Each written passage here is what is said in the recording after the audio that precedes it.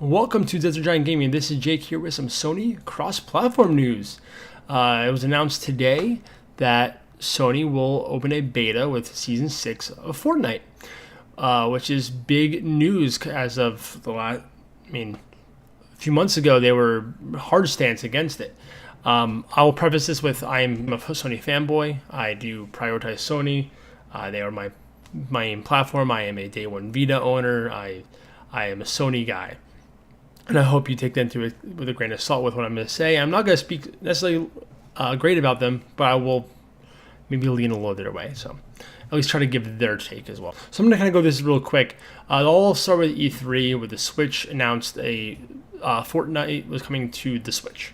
It's going to be cross-platform with Xbox and PC, from my understanding. It's those three. Sony was not Sony though. Sony is cross-play with PC and itself only. This doesn't just bring up a cross-platform issue, this brings up a cross-progression issue, where people were losing content that they purchased on PlayStation, they couldn't bring it to their account on the Switch. Sony's hard take on that was more along the lines of, hey, you're purchasing things on their platform and bringing it to us. We're not making any money off of that, so that's an issue. They never came out and said that, but that's kind of the interpreted stance on that. Since E3, Sony's kind of been moot on it, pushing back on the whole crossplay and especially the cross progression thing, because when you buy a console, you don't expect to be able to play with other consoles. I never bought my PS4 expecting to play with Xbox or PC or anything else, which is a great benefit if it's there, but not something I expected or felt that I was entitled to. But then with this coming up, obviously it brings to light like, hey, why don't we all join the party? Why are we not allowed to play with my friends on other consoles, but they are? And it's rightfully so. I understand that play. I don't play a ton of online games besides like League of Legends and the games you see me play with the guys like Fortnite, not Fortnite, PUBG, Rocket League, and I'm hopefully going to play The Division with Tim soon. So with all that, Sony kind of just talked it down, made it kind of disappear, and no one was talking about it for a while.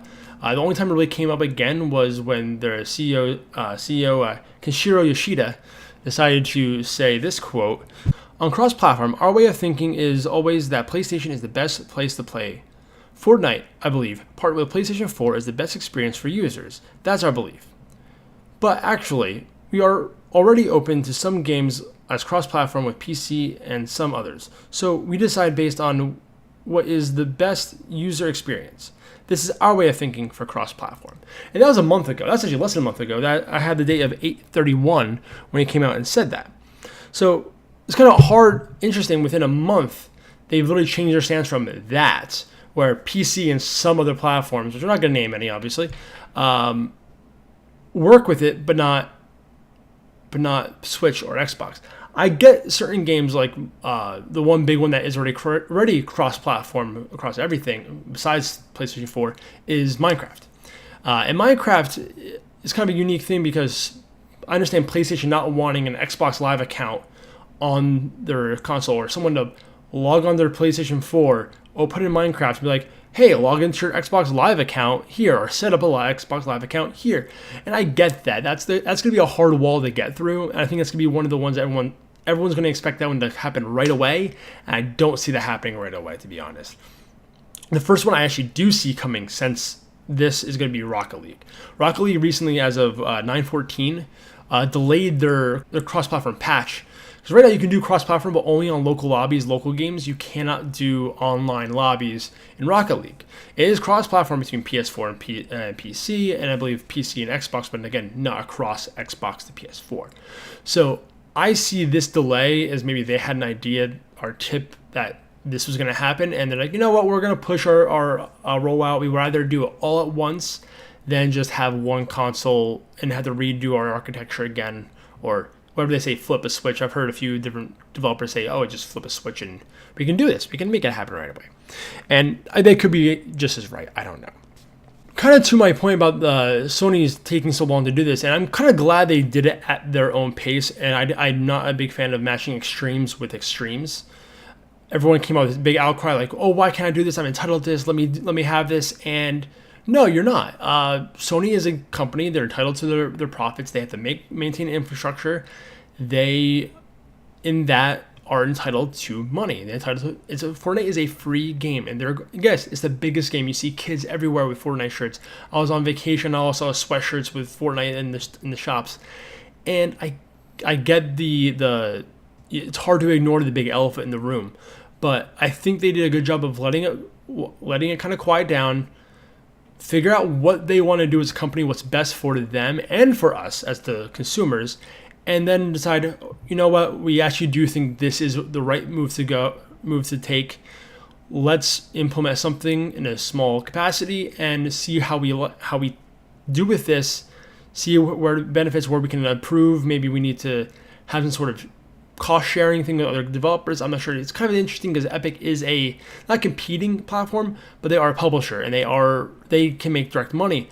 So it's interesting because you're pretty much logging into their Epic account, which is then talking to all these other consoles. So it's kind of interesting who's really doing the infrastructure and who's really more entitled to money. But anywho, at the end of the day, it's a free game. They're supplying the 80 million people on PlayStation. They deserve some. Overall, I actually think this is a pretty good move for Sony to do right now, especially with the imminent PS5 and whatnot. Whenever that happen, my guess is 2020. They'll probably announce it sometime next year, maybe Tokyo Game Show, maybe at E3, who knows. But definitely the next 2 years, you want to have the narrative be that we are all gamers, we are all working together. Because right now the narrative is Xbox is doing the right things. Xbox is cross-platform first over to Sony. Xbox has Game Pass, which is doing pretty well with having their current games available and being able to download the games to the console, which right now Sony just pushed with PlayStation Now, the ability to do that. So they're kind of making the right moves now to kind of catch up really with Xbox, where Xbox has been trying to catch up with PlayStation this entire console generation.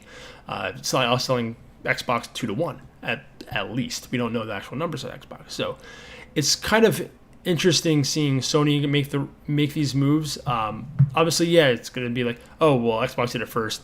I get that. That's fine. All I care is that Sony's actually doing the right things.